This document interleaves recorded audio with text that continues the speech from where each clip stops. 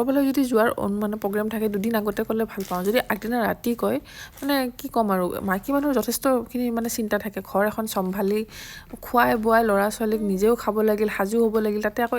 এনিশাৰ কাৰণে যাম হ'লেওতো অলপ হ'লেওতো যোগাৰ নিব লাগিব ইফালে ভণ্টি পাকঘৰত লাগিছে তাই ৰুটি বনাইছে মই ভাজি বনাইছোঁ দৌৰিকৈ আমি ব্ৰেকফাষ্ট কৰি ল'লোঁ আৰু বাপেকক ক'লোঁ যে মানে সিহঁতক কিবা এটা খুৱাই লৈ যাওঁ ৰাতিপুৱা যদিও খুৱাইছিলোঁ তথাপিও মানে অলপ দূৰ ৰাস্তা যিহেতু 3 ঘণ্টামান সময় লাগিব আমি 1টামান বজাত ওলালোঁ গতিকে সিহঁতক খুৱাই বুৱাই ওলাইছোঁ আমিতো ব্ৰেকফাষ্ট কৰিলোৱেই বাৰু তাৰপিছত আমি লাহে ধীৰে আৰম্ভ কৰিছোঁ আৰু যোৱা নামৰূপ হৈ গৈছোঁ আমি যিহেতু নাজিৰা যাম প্ৰায় 3 ঘণ্টামানৰ বাট হয় এইটো সুন্দৰ দৃশ্য উপভোগ কৰি গৈছোঁ ইফালে গাড়ীত চলি আছে গান সেউজীয়াৰ মাজে মাজে আগবাঢ়িছোঁ ইমানেই ধুনীয়া নাহৰকটীয়া ৰাস্তাটো কিনো ক'ম আপোনালোক যদি আহিছে ন গমেই পাব ইফালে বাগানৰ পৰিৱেশ এইফালে মানে বাগানৰ পৰিৱেশটো বেলেগ সুকীয়া ৰাস্তাত খাবলৈ আমি কিবা এটা লৈ ল'লোঁ ল'ৰা কৈছোঁ অলপ টোপনি যোৱা নাই তাৰ ইমানেই ফূৰ্তি বায়েকৰ বাৰ্থডে খাবলৈ গৈ আছে তো এয়া নাজিৰাৰ আমি ONGC গেটত সোমালোঁ এয়া লগৰজন মানে এখেতৰ লগত একেলগে পঢ়া আৰু মানে আমি তেওঁলোকৰ ছোৱালীৰ বাৰ্থডে খাবলৈ গৈ আছোঁ আৰু জন্মৰ পাছৰ পৰা মই প্ৰথম বাৰ্থডে খাবলৈ গৈছোঁ এই চাগে 4 নম্বৰমান বাৰ্থডে হ'ব এইফালে ল'ৰা দেখিছে নাই এইফালে বাপেকে ভাত বনাই আছে তাৰ ইমান ফূৰ্তি তাত গৈ পায় আৰু ইমানেই ধুনীয়া চাফা জেগাখিনি কি ক'ম এয়া গধূলি সময় চব ল'ৰা ছোৱালী আহিছে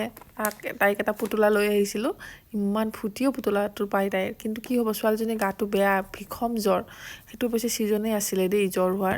একদম মানে বেয়াও লাগিছে ছোৱালীজনী উঠিব নোৱাৰে তথাপিও কিবা এটা মানে মন কৰিছে কিবাকৈ মানে থিয় হৈ তাই কেকটো কাটিছে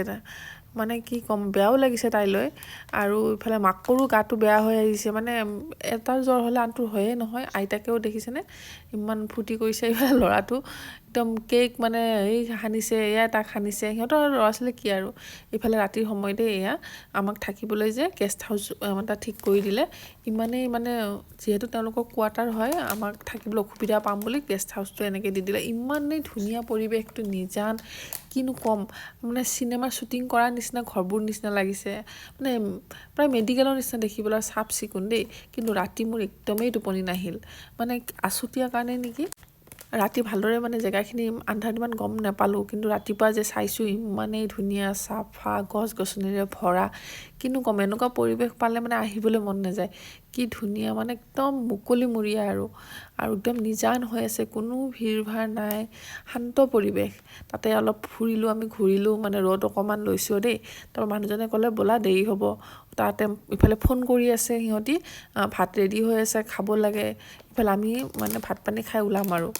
আৰু মানে বেছি দেৰি নকৰোঁ সেইকাৰণে তাত অলপ সময় আমি ফুৰি লৈছোঁ ফটো চটো মাৰিলোঁ দেখিছেনে কালি খুৱাই বস্তুবোৰ ইয়াত সোমায়ে আছে তাৰপিছত আমি সিহঁতক ঘৰ পালোঁ ভাত সম্পূৰ্ণ ৰেডি কৰি ৰাখিছে আমি গৈছোঁ খাইছোঁ